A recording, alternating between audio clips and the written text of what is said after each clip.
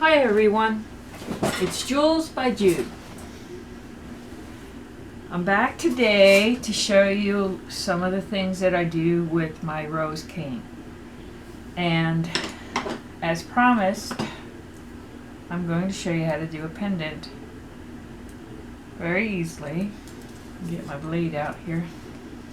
And some of the things that I use or that you could use or do. And before you see a bell with a loophole. And this one I use a lot.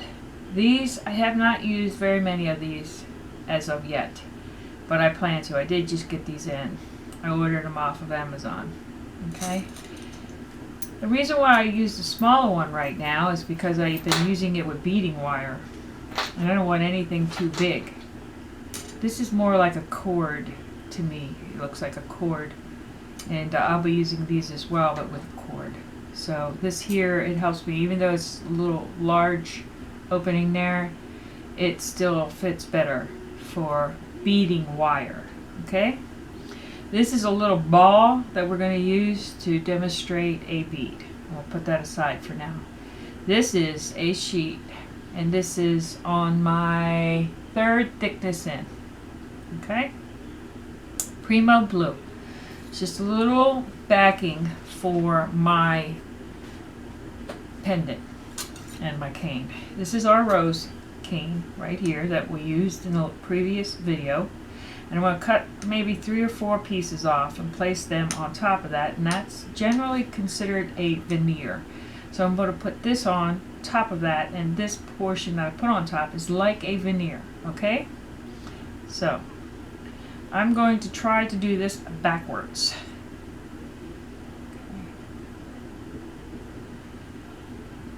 Okay. Now, it does look rather thick, and you can do it the thickness of your choice. Okay? And try your hardest to make them equal. Okay?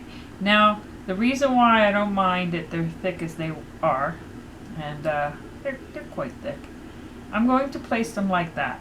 Okay? Move my cane away, and I have here wax paper. And I'll place the wax paper and burnish it. Just a little bit. As you can see, it's not really into it. I'm just doing these sides right here, because what I'm really going to do is distort that rose a little bit. Okay? And I'm going to try to flatten this out, get this all the same thickness, or at least I'll come close.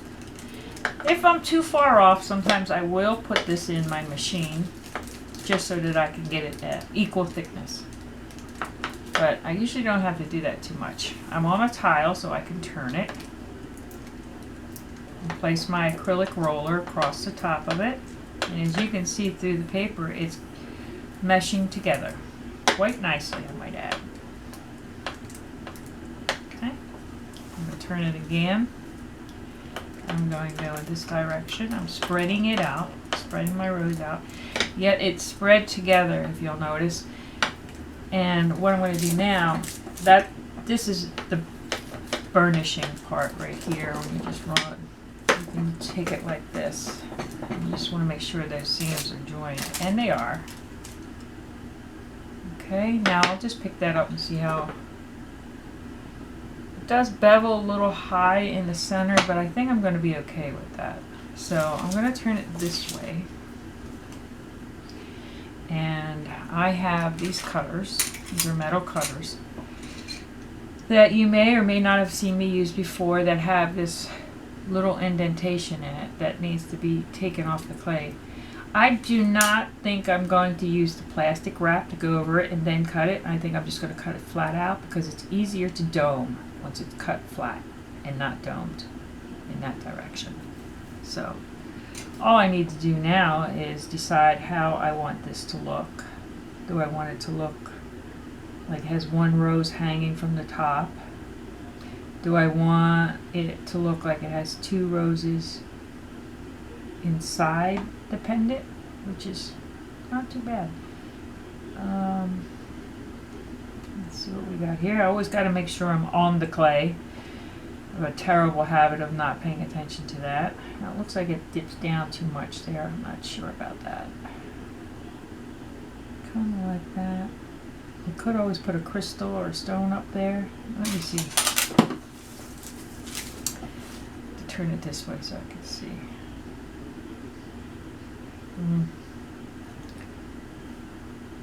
What do we have there? Okay. I think what I'm going to do is capture that one and a partial.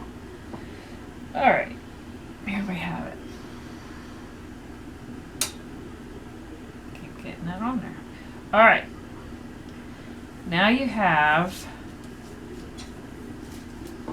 a blue rose pendant that we used, and we want to make sure that we varnish it really nice now. Get any kind of imperfection out of there that we can.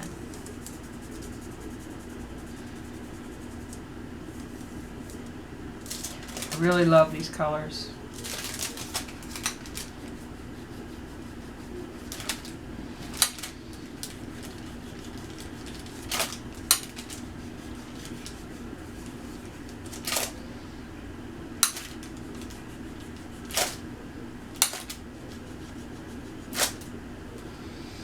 I like to look off to the side just to make sure I didn't leave a little crease in there from either the paper or from the cutter when I was checking to see what portion of the sheet I wanted to cut out. Sometimes you leave a little impression on it when you just set it on there. I think that's pretty good. I see a little one over here, but I don't think it's going to be a big deal. Alright. Now, what I would do with this is I would bake this as is right now on the temperature 275 for at least 45 minutes. Okay? Now, as I showed you in the beginning of the video, I have this little ball here, and this ball was actually used in this cane. It's a type of turquoise, but it's a blue turquoise-ish look, I don't know. So there's a couple things I could do. I could tear off some pieces and wrap it around that ball. Roll the ball again, and I'd have a nice little bead. But what I'm going to do is show you what it looks like when I stretch this out. And this would be considered scrap for me. So I'm going to stretch this out on a 3. This is that piece stretched out. Okay. Just a little bit, and I'm going to go down a little bit more to a 5. If you notice, I haven't touched, there's still the hole, there's still the same thing, and I think I might leave it at that. Now I'm going to tear it apart, and this is rolled out on a 5, yes, a 5. Now I could take this, and now without too much thickness added, a little bit, not too much, I'm going to pull this apart a little. So I'm going to use it on another bead, and I'm going to fold these in like so, squeeze them together. I'm not too worried now if some of that core shows, because it is the color in the cane, and that's why we use all of our scraps like that. Now it's a bigger bead, and I'm only making one, and you can make it a vocal bead, or you can make it a bead that you string, or you can make it part, or you can make it part of your earrings, or you can make it anything you want. There's just always endless possibilities with this. And there you go. So I'm going to put this aside because I can use it for all sorts of things. And in the next video, we will do Natasha beads. Now this is a very similar piece. It's baked, okay? And I want to show you that. Okay, now we'll take this bead over here because I also have one of those. Now what we're going to do is we're going to drill a hole for where I'm going to put a jump ring. Let's see all that. So I'm going to estimate that my center is approximately there. And I'm going to start to drill. This is a pin drill. It's not one that goes up and down. It's one you have to twist. I'm going to go through there now, and then you can do what you like. You can dome it with UV. You can dome it with regular resin. The choice is yours. Whatever you choose, it's out there on my videos. So I only want to show you how to do this pendant, which is one that I have done previously in a different shade. Now, because I'm doing this close to the edge, I want to be careful I don't crack it, so I'm applying an ample amount of pressure. Sometimes I can go by what color is being twisted up as to how far in I am.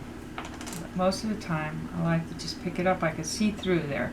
So I'm going to go just a little bit further because it's not big enough, but I can feel my finger behind it. Well, if you push through, a lot of times you'll end up with an unfinished back. It doesn't look very nice. So we're going to twist through just like that. Alright. There we go. Now what I have here is, alright, so we have our open jump ring. And put it through our hole here. Now we have it open.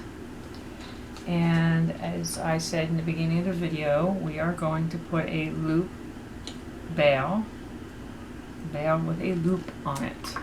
I'm going to show you that. And we are going to close the jump ring. Be careful because that one isn't done.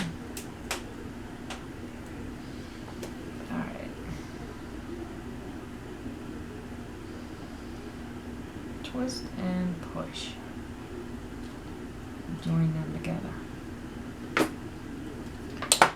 Now this is one that's been finished without any UV resin at all. Actually, it hasn't even been sanded, which I will sand it down, but I wanted you just to see how I applied that bail. And there you go. Okay. Now what I just want to show you very quickly is the bead. And the bead that we just rolled, if you have a bead, I think they call these bead makers, they're in Michael's and Joann's. Okay, these are those. This one, this bead is already done, been baked. And these you want to bake for about an hour. This one has already been rolled and it's not baked. And I'm going to show you, I call these spears, little bead spears. Now you can put more than one on there, but let me show you how I put them on singularly. Okay? So we have our little bead that you saw me roll. And this end is sharp. Very sharp, and this is a blunt end, and you want to find the center of your bead, push a little, and then start to twist. That way you're not really pushing too much clay out, you're twisting through. You always want to make sure you form it back, make sure it's how you like it, and what I like to do is go back through and the other direction and pushes that outer clay on. I place it on my bead baker and I put that in at 275 for approximately 1 hour. Now I'll be back with another video to show you how to make a Natasha bead with this same clay, and maybe a video later about how to put together a necklace of this sort. So I hope you like the video. It's short, I believe. I didn't take time to time it, but I'm hoping it's short enough. And I hope you got something out of it and seen how I made something very similar to a rose cane into a pendant necklace with very simple procedure. So if you like this video, like it. If you like it, share it. And if you shared it, please subscribe. Thank you and have a blessed day.